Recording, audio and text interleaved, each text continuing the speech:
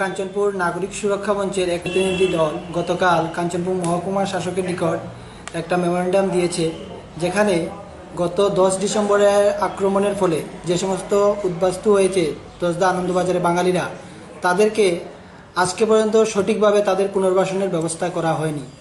তাই তাদের সঠিকভাবে যাতে পুনর্বাসনের ব্যবস্থা করা হয় সেই লক্ষ্যেই আমরা গতকাল মহকুমা শাসকের নিকট একটা প্রতিনিধি দল আমাদের ডেপুটেশন দিয়েছে এবং আগামী 10 দিনের মধ্যে তাদের যদি সঠিকভাবে পুনর্বাসনের ব্যবস্থা না করা হয় তাহলে আমরা গণতান্ত্রিক পদ্ধতিতে আমরা কিন্তু বৃহত্তর আন্দোলনের দিকে যাব।